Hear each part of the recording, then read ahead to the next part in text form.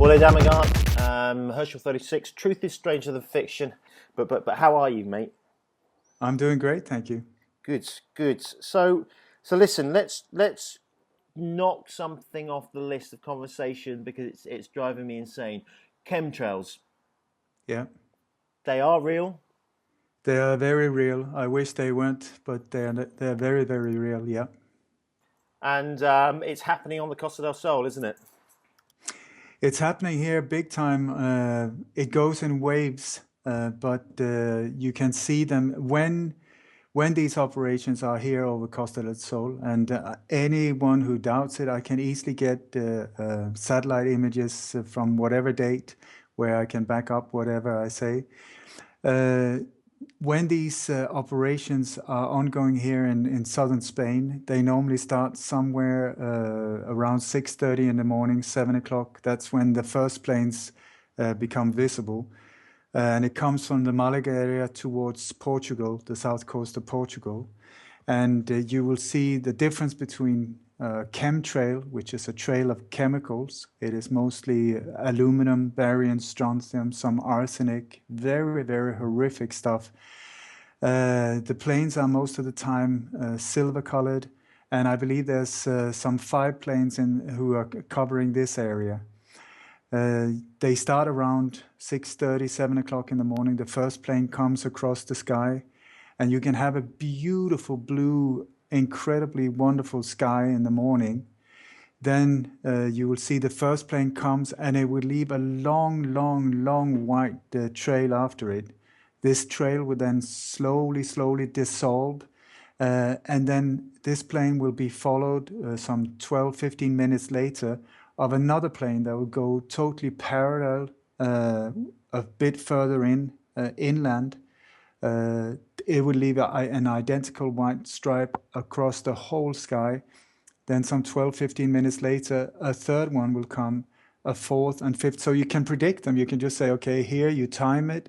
You see the first one come. You know that the next one will come more inland within 15 minutes. And boom, very certain. If it's on days when they do heavy spraying, that is exactly what happens.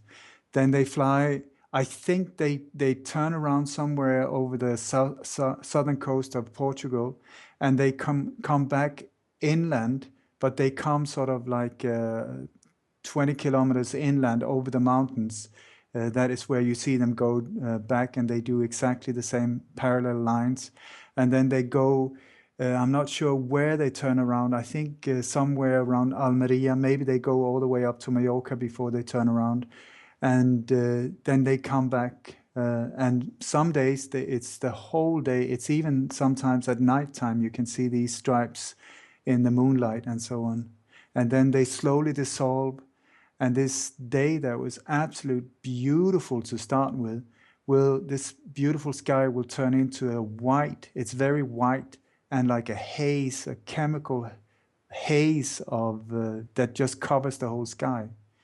And I have friends, I've done it as well. If you take a camera and you set it automatically to take one photo every 30 seconds or 1 minute or so, you can just aim it to the sky and take photos like that, then play it back as a movie, like a video file, and you will see these stripes coming, fium, fium, fium, and then how this slowly dissolves and turn the whole sky into this white chemical haze. It's horrific when you see it, and how people cannot see it. It is for me a mystery. Well, And that's right, Ollie.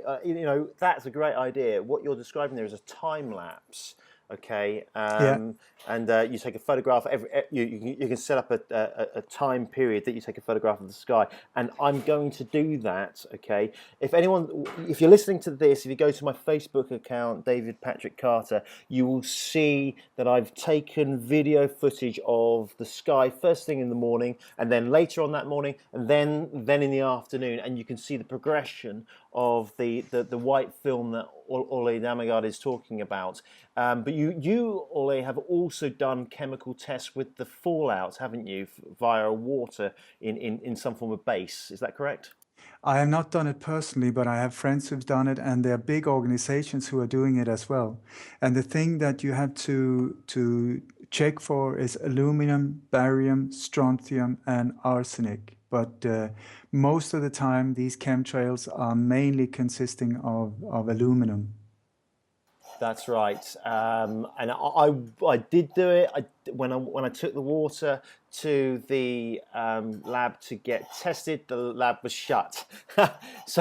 I've got to do it, right? I've got to do it just for my own sanity. I've got to work it out. So let's talk about Brussels. Now, people, you've got to understand that all these things are intricately linked. They're all linked together. The chemtrails, the food, the water, the terrorist attacks. So Ole, talk to me about Brussels.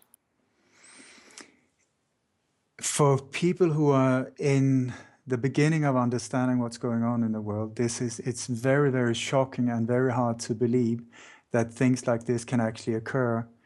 But I've spent some 30 years devoting my life into finding out what actually is going on in the world.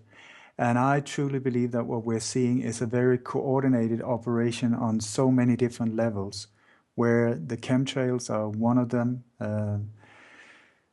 Uh, and these terror attacks as well, all of it part of what is called the New World Order, how to centralize the power to fewer and fewer and fewer people, and how to make us more and more accustomed and welcoming more or less military control in our daily life, that we have military and police and surveillance cameras and all of these things. They're controlling us all the time. And it's all for our protection based on what is called terrorism. But according to my 30 years of deep, deep research, I tell you, I don't even know if there is such a thing as a real terrorist. The terrorists behind these events are inside jobs. These are inside jobs. These are people in power positions in the world that are secretly creating these problems to get the emotional reaction from us. They want us to go emotional in panic and fear, so we don't use what God gave us between the ears and have logical thinking and the peace of mind enough to look at the evidence. They just want us to be totally shitting ourselves of fear, and then boom, they will serve us the solution. And the solution every single time, I'm telling you, is that we have to pay. We have to give up our rights. We have to give our human rights, our civil rights, and accept more and more control in the form of body scanners, surveillance cameras, cameras in the streets, cameras in the supermarket, cameras everywhere. And with the military presence being also everywhere, and the police looking more and more like RoboCops, and it's just like they're shutting it down, and also using these so-called terror events to justify attacks on other countries like Syria, Libya, these type of countries. Where you start really looking into the evidence, the real hard evidence, these wars are totally unjust and all based on lies. So for me, it is extremely important to try and make people around me understand that either there are two options: either we're living in a world filled with crazy Muslim terrorists that wake up every morning. They wake up, they pray, they have cereals, and then they spend the rest of the time awake planning on how to blow us up. That's option one, that we are looking at a group of fanatic Muslim extremists. Or we're looking at inside jobs, state-sponsored terrorism, where the people we trust and that we think we put in power positions to be there to protect us are the ones blowing us up, are the ones attacking us based on the old Roman template, problem, reaction, solution. They secretly create the problem to get us very, very fearful so that we will accept their agenda. And this is a very, very brutal agenda. So what I do is I do everything I can to expose these methods. I mean, we've done a whole show about how they carry these false flag operations out. And now you're asking me about Brussels, and we're seeing the exact same thing again here. The exact same thing, following the exact same template. Just like if you remember, we were talking about how to bake a pie. You have certain ingredients, you have to do it in the exact same way, the correct temperature and with the right spices and so on. It's the same with the false flag state-sponsored terror act. It has to follow the exact same rules. And here we have the exact same thing unfolding again. So I've seen footage of. I haven't looked that deeply into Brussels, okay, because I've got, a lot like you. We have to live life, right, and it's busy, and trying to stay alive is tough. It's tough with children and bills and houses, and I'm divorced, and but I saw some footage of a news report, and there were, it's what seemed to be crisis actors in Brussels. Okay, so I know there were two explosions, one at a train station and one at the airport, I do believe. There are reported 35 deaths, I think. But apart from that, I don't know much more. I don't even know if ISIS have come out and said we did it. But I think there was one character in Paris who has been linked again to the Brussels attack. Is there any truth in that? Regarding being linked to it, absolutely not.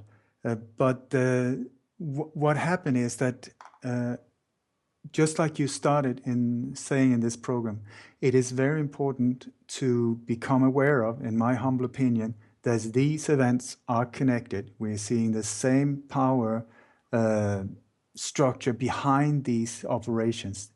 The people who carried out Charlie Hebdo, the Copenhagen shooting, November the 13th, and the Brussels attack, it's exactly the same team that is carrying it out according to the exact same template. And that's also why we see more or less the exact same theme being played out again and again.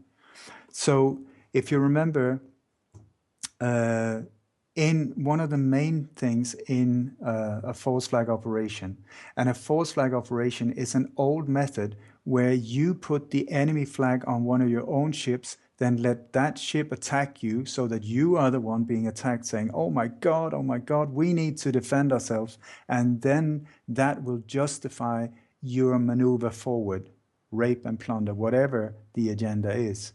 So to attack yourself is an old method that has been used by the elite few, people who have thought that they were better than the rest of us, that they wanted to control us. They've always had to find ways of how to control the masses. They are few, we are many. And the tool is fear. It is through fear. That's the only way they can make us do what they want. So they need to create outer enemies to scare the living bejesus out of us so that we will follow their agenda and listen to their solutions. So they have a constant problem of creating new enemies out there. And that is why the boogeyman has changed appearance over the decades. From in the old days, it was the Russians, Bulgarians, and the East Germans during the Cold War. Then the wall came down in the early 90s, around 90. And so they were suddenly without the Russian, the communist threat was suddenly out of the door. So for a little while, they tried to find a boogeyman by creating the threat from outer space, an alien invasion. But nobody really bought that. And that is where they then had big meetings we have to come up with a new boogeyman, somebody that can really work well in media and so on, so to terrify the population. And this is where the Muslim terrorists entered. There were no Muslim terrorists before and during the Cold War at all. And then now it has just escalated. It's incredible. It's just it's incredible. But that there was one Muslim terrorist who walked across the film camera right at the end of the Paris attack, and he smiled into the camera. Do you remember that? Yes, of What, course. what's his name? Salah Abdel Salam. Okay, now this character, I'm pretty certain, his name has come up again for Yes. for the Brussels attack. Yeah, this is what they're trying to make us believe, that it's the same group behind it. Absolutely not true. And what we're looking at are the patsies. They always have, if you remember when we went through all the different steps in a false flag operation. I do, that's right. You got the drill, you got the patsy. And the patsy nowadays is all the time Muslim, Muslim, Muslim. But these people are totally innocent and sometimes even created identities. In many of these operations that are carried out by the CIA, the Mossad, MI6, mostly together behind with the skilled people from the Gladio network. These are the cold warriors they bring in to carry out the operation on a street level, but the intelligence agencies are sitting in the background pulling the strings. So their job is to convince us that these things are connected. But when you look at the evidence, absolutely not true. Absolutely not true. Why do you think we're seeing a lot of activity in Europe, but we're seeing nothing in Spain? Oh, that might be a question too far, because we can only assume, really. But to date, we have not had any physical attacks in the last 10 years in Spain, have we? That is true, and I so hope that it will stay like that, because the train bombings in Madrid, I've been looking very deeply into those as well. They're totally Gladio terror attacks. This whole thing that they're being blamed on ETA here in Spain is absolutely not true. Absolutely not true. These are highly skilled and very advanced operations that are being carried out with military precision. So, and I'm in the process of making a series of documentaries where I go on site and expose these false flags one by one, putting a lot of focus into details and putting it right there on the screen in front of the viewer so that they can make up their own mind. Because once you start really looking at what's going on, boom, it is clear, it's crystal clear. Once you really start to know what to look for and then present the evidence, just show it right there and boom. Well, that's right, because as you say, the same old recipe is used time and time again. These guys have military operations, and the MO is very clear, it's very distinct, and has very straight parameters. And so that way they know what they're doing, and they can pretty much dictate what result they're going to get. Okay, but the weakness in that particular methodology is that anyone who's willing to have a look at the reality can see that these are false flags. They've been set up, and they are to produce a reaction. Problem, reaction, solution. And the solution is one world government, one world currency, one world religion. And where the elite have ownership over the planet, and the rest of us are moving back into some form of feudal society where we have those who have, and the major responsibility of others who do not have the resources. Now, is that correct? Would you agree with that, Ole? I'm sorry. Unfortunately, I agree with that as well. I normally don't talk so much about it because it is such a fearful picture to take in. I'm sorry, I just need. Just take a moment. But I'll edit it out. thank you. No, but if we instead of jump into conclusions regarding the Brussels, let's have a look. Let's just have a quick breakdown of what happened there, and if the ingredients of a false flag was there. Let's do it. So if you remember, one of the main things is a drill. These big operations are always including a drill. The drill will have a very similar theme. It will take place very close to where it actually happens then. And sometimes these drills will even be ongoing when suddenly the drill goes active in the middle of the whole thing. This is what happened in the 7/7 bombings, where there was a massive big drill with more than 1,000 people involved, totally compartmentalized. So these people were not aware of that they were actually part of a so-called terror event. They were thinking that it was a drill, and they were doing their best and doing everything they could to be good participants in this thing.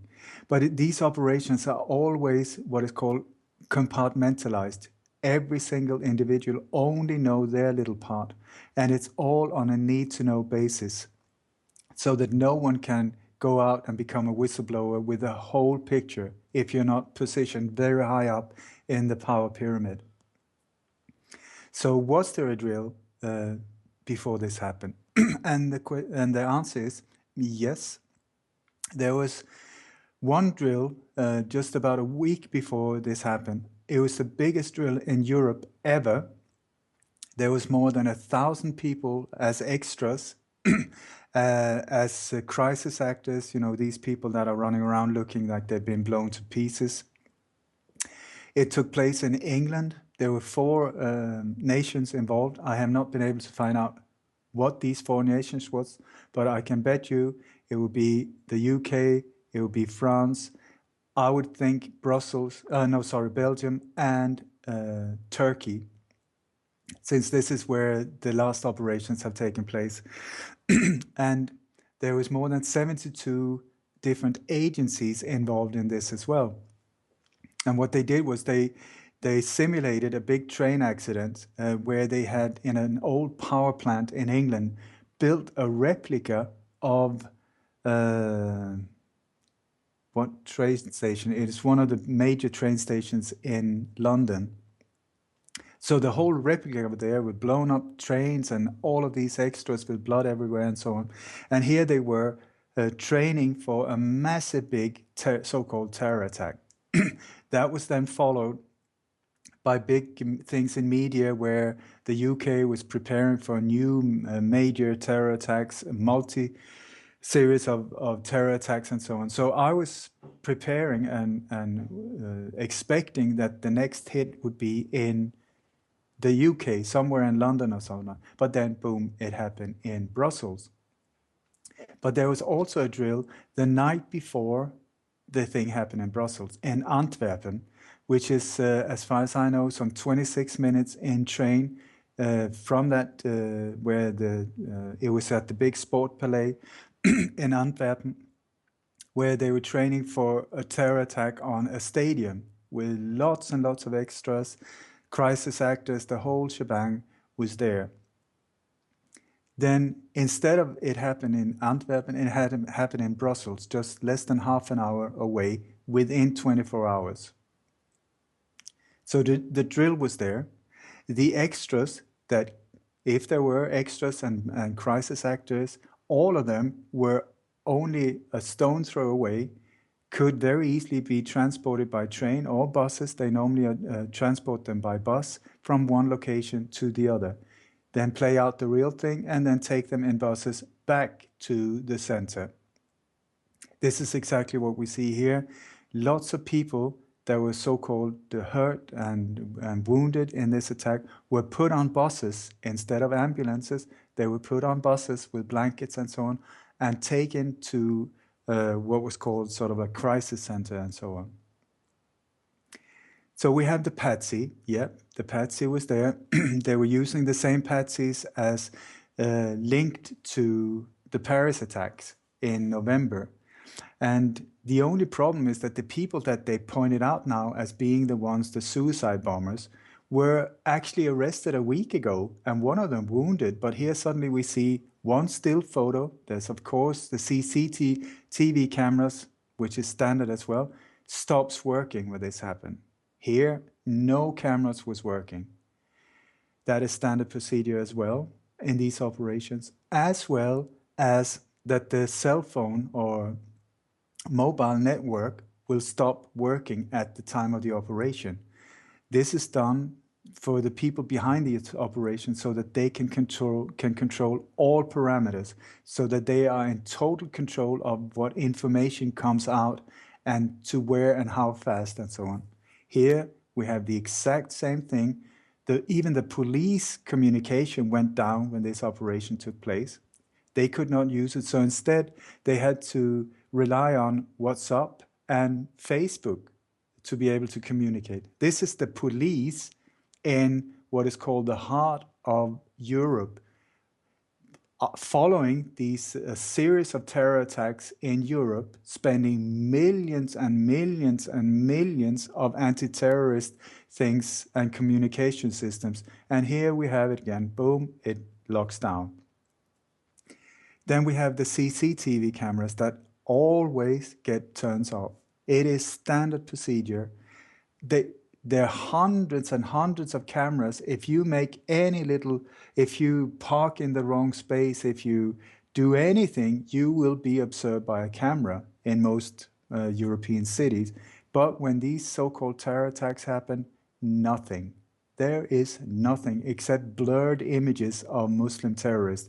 And these are still photos, very often with the date of it wrong, or there's something wrong with the image and so on. And here we have instead that right after the explosions, when there was CCTV footage pumped out in media saying, oh my God, look here, the explosion, it's horrible, horrible. Only problem that someone like myself, who's been looking into this for such a long time, could see that, oh, come on, that footage comes from 2 different explosions in Russia, in Moscow, 2011. So here they were pumping out fake things. You also have that many of the people that are being interviewed in these operations are part of the operation. It is a false flag psyop where handpicked people in media are interviewing handpicked people in among the so-called wounded and shocked and so on. And these people that one thing that keeps repeating in these operations is that the people somehow involved as witnesses or being wounded or whatever, have some kind of connection with either people in power positions like ambassadors or politicians or high police chiefs or something like that, or media, journalists, musicians, film, acting, theater, these type of things. Here we have the same thing again. You start looking at the so-called victims. For one thing, many of them disappeared. Many say that this person is still missing. I don't know how many of these so-called victims that was missing for a long time. Are we supposed to believe that they were just blown to small little pieces and they couldn't be identified? No reports like that at all. It's just that they are missing. You start looking into these people, and I tell you, I don't know, once again, are we looking at real victims or are we looking at crisis actors? Are we looking at created phantom identities, which is standard in intelligence operations, where they create a person, they put together a face with Photoshop. You take the eyes from one person, the ears from another one, put a beard on, boom, you got one. And then you create a paper trail that goes back so that you will see, yes, this person exists. Yes, he was on Facebook. Yes, he went to that school, this school. But this paper trail is often very short, much shorter than if you have a real person. And if someone like me start tracking it back, boom, boom, boom, boom, boom, you will see it stops very shortly. And here we have again, there are like 2 Dutch victims where people in the town where they're said to have lived said, we have never even heard of them. In the other operation in Paris, I know there were 2 Spanish people that were killed there at the Bataclan. Sorry, no, they're still alive. I have interviews with them. There was the female suicide bomber at the November 13 operation in Paris that is said to have blown herself up. Images of her were spread all over the globe saying, look at this, it's awful, it's awful, it's awful. very sorry. She's totally alive. She's well in Morocco. The TV interviews with her saying, I have no idea what happened, how they got hold of my photos and why they're spreading out. That I am a suicide bomber and I'm fine. And here we have again also, like you see these people walking around with blankets and sitting. Normally you have, when somebody is shocked after a thing like that, they will shake, they will stutter, they will have problems concentrating, they will cry, they will be pale. Here we see again and again and again, absolutely no emotion. The emotion, that if there is any emotion, it is a smile. And it's a psychological thing called duping delight. Some people, when they know that they're fooling and tricking other ones, they get a kick out of it. And it is, this effect is called duping delight. You will keep seeing it again and again when it follows these so-called massacres and so on, where you have somebody, maybe it's said that ISIS chopped the head of her father or something like that. You see the person sitting talking on the screen, turn down the volume, and it looks like she's smiling, telling you about something that happened at a party last night. It is standard. Here we have, like there's one couple, they're sitting smiling, talking about these things. I tracked her down. It turns out that she's a host at the CBS in Baltimore media. Then you have, there's two Americans. I'm sorry, I forgot. It's a Polish name, Alexander and Sasha Skowrinski or something like that. He is said to be missing.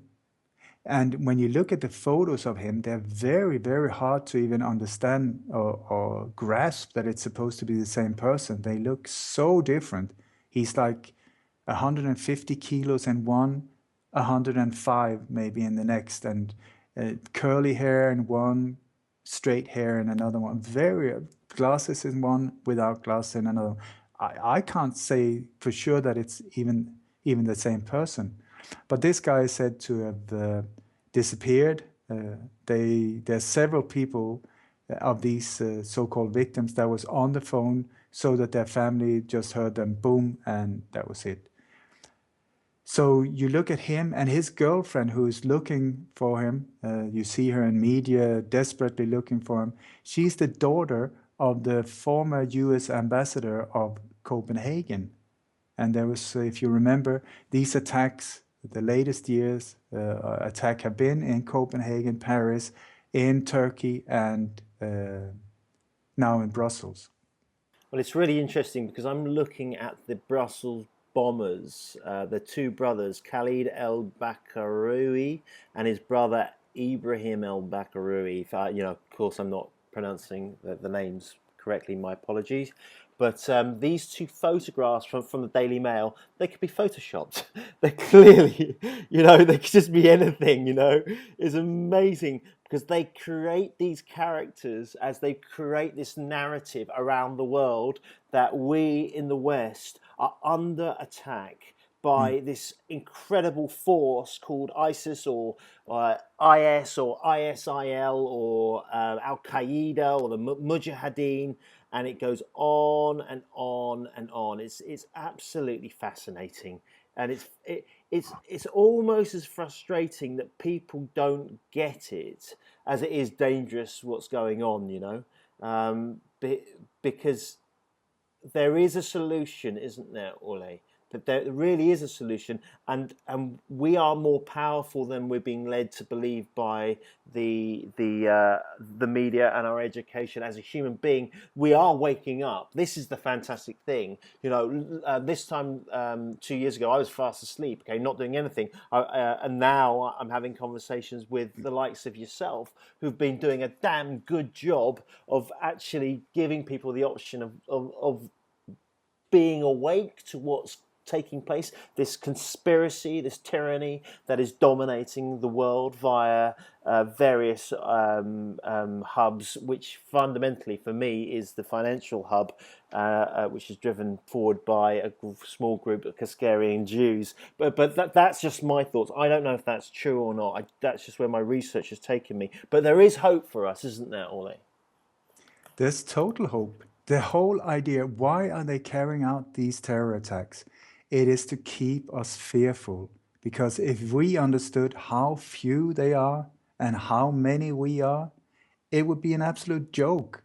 You take away the so-called terror threat to a normal person, to normal life, how much control would disappear? If people would understand this has been based on absolute lies, all of these security measures that you pay billions for out of your tax money is based on absolute lies. I tell you, people say, yeah, but it doesn't really affect me. It does, because anything from your pension to your bank loans to your school system to elder care to daycare to all of these things, the budgets are cut and cut and cut and cut and cut. But then when it comes to anti-terror measurements, like, oh my God, to protect ourselves, well, what do we need? We need this high-tech, super-duper infrastructure, over-scanner, head iris identifier, 4.37 billion. Yeah, let's take 8 of those and 10 of those and all of these things. Money is there for all of that crap. You stop and you start seeing that this threat is not real. It is all based on absolute pure lies. See what will happen to the world. The whole world will suddenly understand, my God, there isn't such a thing as terrorism anymore. We don't need this crap. Give us back our money. We are being robbed at the moment. Robbed big time, big time, big time. And people in innocent countries that the only problem with that country for them is that they have oil or minerals, or they're in a strategic position. They can grow a lot of opium plants and so on.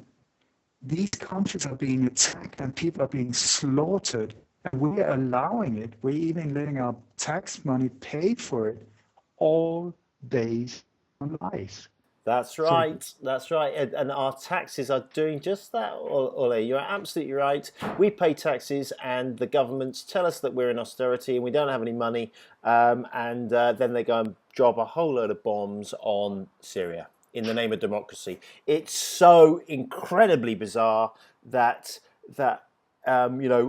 people, you've got to start to understand that you are being lied to on such a huge scale that when you turn on the TV and you watch the BBC News, that is propaganda. Sky, etc., CNN, it's all dominated by the same people who own the infrastructure. They own the matrix. They are using information to control you, and they tell you X, Y, and Z. As an example, chemical weapons of mass destruction. Oh, lo and behold, there were no weapons of mass destruction. And so it goes on. And these terror attacks around the world are nothing more than fear, to generate fear that we are being under attack, and that they need our money and they need our freedom to ensure freedom. It doesn't make any sense. It's one big, huge, humongous lie. That is true, isn't it, Ollie? Normally, I don't put it that blunt. It is the only reason I don't put it that blunt is because if you're not aware of it already, it would like hit you in the face, and you would just think that person is absolutely mad. How can he even say anything like that? But after 30 years, I must say I totally agree. But if it's okay with you, let's just return to the crime scene of and look at some of the evidence. It is said that there was 1 or 2 bombs exploding at the airport. First there was only 1, then it turned into 2. The number of wounded and dead is also something in this operation that keeps changing. It goes up and down and up and down and up and down. And it's done by design so that you can't really look into this with a great big magnifying glass, because it will keep changing. Also, you will see that when it comes to these victims, there will be no footage from funerals, maybe one or two, but like in Paris, where are all the footage from all of these funerals all over the world? They're not there. Then you have, it is said that there was this explosion in there, and I'm sure there was some kind of explosion going on, but mostly it was a smoke bomb or several smoke bombs going on there. You can see inside the building filled with smoke, and there was smoke coming out. And when it's a false flag, doesn't mean that everybody who is running away is aware of what's going on or is in on it. Absolutely not. But if you're in an airport and suddenly you hear a massive big bang and smoke is coming out, you run out and you have no idea, but you are then also part of creating this mass hysteria on the outside. So it seems now that there's some footage, if this is true or not, that you can trust this footage, I'm not sure. But there are some now CCTV footage showing that the explosion comes from upside, from under the ceiling, under the tiles of the ceiling, exploding right down over this area. You look at, there are these the photo of the exit where the big glass windows. Look at the glass, that is the broken glass around in the frames. It is only a very specific number of frames that is affected. All the rest of the glass in the other ones are totally undamaged. It's either totally blown out or not a scratch. And the glass that is still there, I don't know, it doesn't look like glass to me at all. It looks like plastic or very odd. Have a look yourself. Then you see inside where this bomb is said to have blown up, the ceiling is totally damaged. There's these tiles everywhere, but you look at the walls, there's no marks from an explosion, nothing. You've got TV screens there, you've got different board ads or whatever you call them, totally undamaged. To the side, no problem at all. Up from above, the whole thing, that's where the whole damage is done. So I would very much suggest that the explosives would have been above, not in there, because when an explosion takes place, the power go in all different directions from the epicenter of the explosion in all different directions with equal power, force. Here, this is not what we see at all.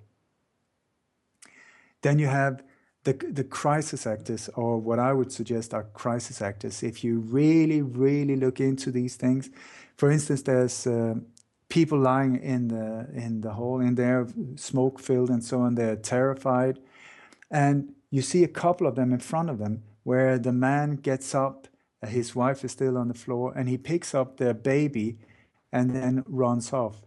Look at that baby. It is not a live baby, it is a doll. It is stiff like a rock. There's no sound, no screaming, no nothing like that. Also, you have all of these still photos that were taken inside of people that is said to have been hurt and so on. You have people just walking right by these people that it seems to have been totally blown up. Nobody cares about them, they just walk straight by them. And also these photos that is taken from inside the airport, all of them were taken by a photographer called Ketavan Kardava. She's working for the Georgian public broadcaster, which is funded by the EU, and she was trained by the BBC. BBC, when it comes to these false flag operations, are always there spreading false information. I have done hundreds of interviews where this is one of the main ingredients in these false flags. Okay, but this is just not any ordinary photographer. She has, when you check her out, she has, her normal job is to take photos and interview people like the Secretary General of NATO, the top people in the EU and others. And she was also in Paris covering that attack as well. And here we are talking about Gladio, which is a very, very brutal ghost army under the command of NATO and the NSA in the US CIA.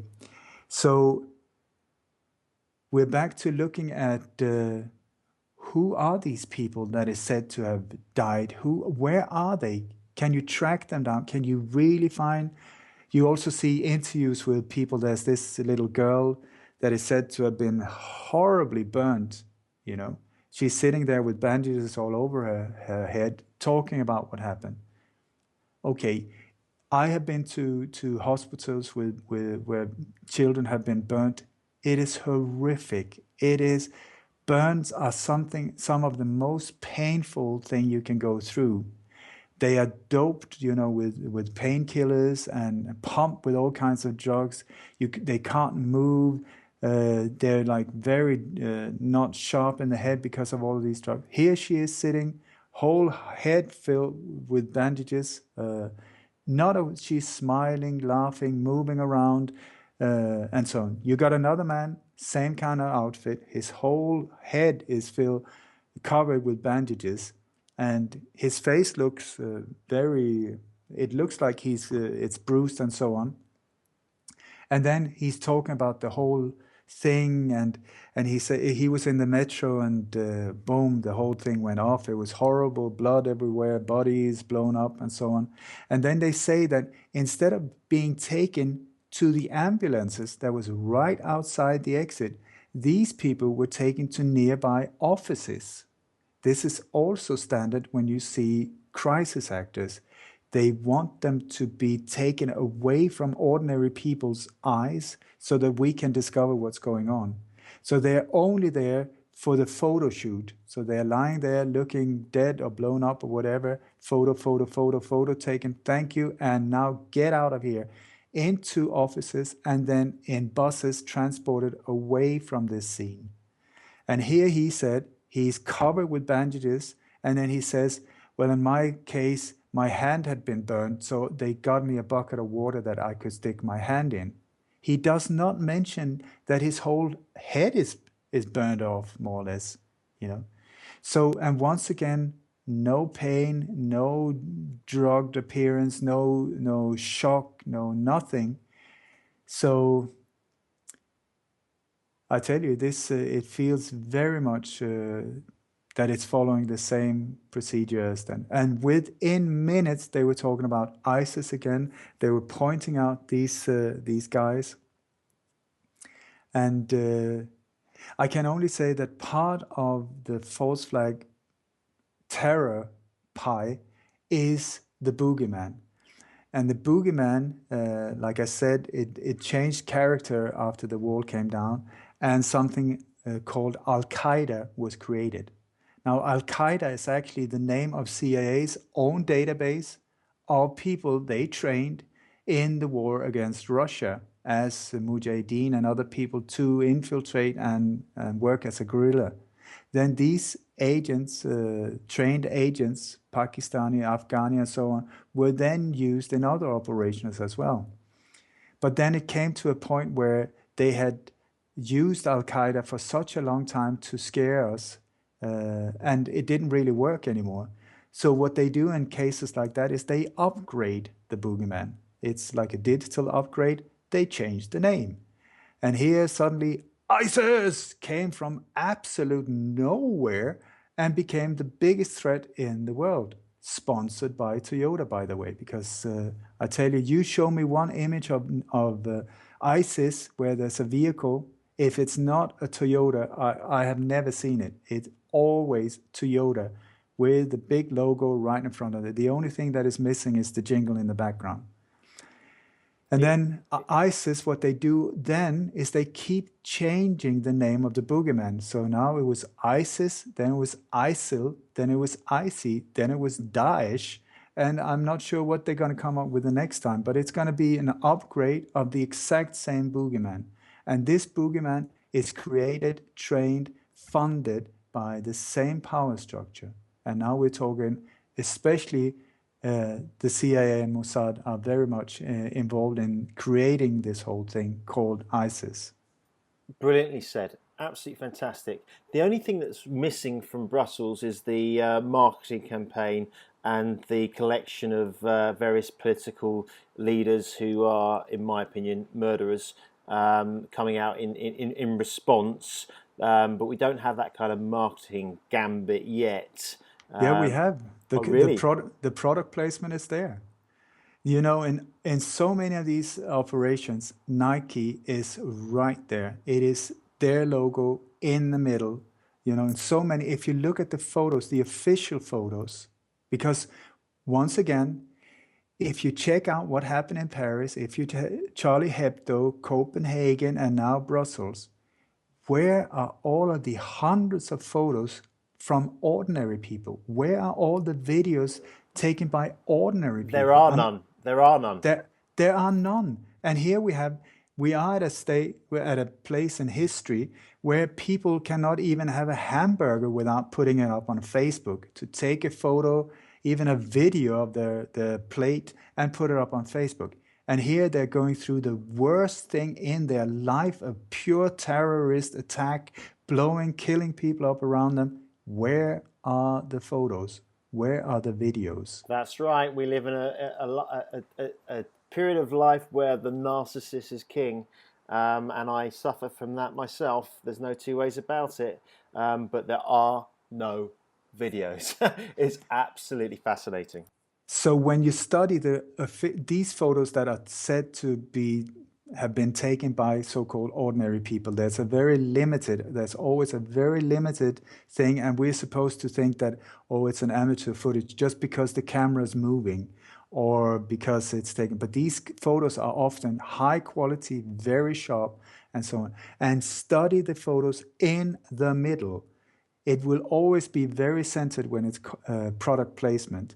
And Nike it's been there so many times. It's a trainer right in the middle of the photo with the big logo where the color is the different. Normally it's black and white, so it really stands out compared to the rest of it. And here I was just looking for Nike, and boom, there was after this Brussels thing in the metro, that explosion. They said that one of the trains stopped and they had to be let out in smoke-filled tunnels. And one of the guys walking right in front of the camera, center space, Nike, fills up more or less half the image. Absolutely amazing. I mean, this whole thing, it feels like a Hollywood movie, basically, and we're all participants. It's really fascinating. Ole Dammegard, that was outstanding. Now, listen, how can people get in contact with you? What's your MO at the moment? Where are you? Where are you going to be? And if people want to donate, how can they do so? Well, I'll tell you, my website is Light on Conspiracies, because that is what I really try to do, to aim the light at these very dark matters. Because by exposing them, totally non-violent exposure, that will do the trick. I tell you, it is incredible. The truth has an amazing power. And these things are so covered with lies and hidden under conspiracies. So just by finding the real truth and becoming aware of what's going on, that is a major step forward. The more the merrier, because this is a time where we really need to wake up. And like I said, my website is Light on Conspiracies. If somebody wants to help me in what I'm trying to do, there are donation buttons on my website. Buy my books. I've written several books. Coup d'etat in slow motion is one of them. There are newsletters, membership areas, because I'm just an ordinary guy. I don't have an income. I'm not part of a group. I'm not sponsored by anyone. This is just me trying to do everything I can to create this beautiful future that we are meant to have, but which is being totally disturbed by this small group of extreme power hungry. I cannot say, and I can't find a nice word for them, but it's a very, very sinister group with a very nice package. It all looks beautiful on the outside, but my God, when you start looking into the agenda, it is horrific. Also, I want to say that my sweetheart Kim Ekman has very recently put out or published a book called "So What Can I Do?" This is the standard question that keeps repeating. People say, okay, so now I'm awake, but so what can I do? What can I do? And she came up with a brilliant idea of putting together 14 questions, standard questions, like what are chemtrails, just like you asked before. What are GMOs? Do they exist? What the banking system, all of these type of things.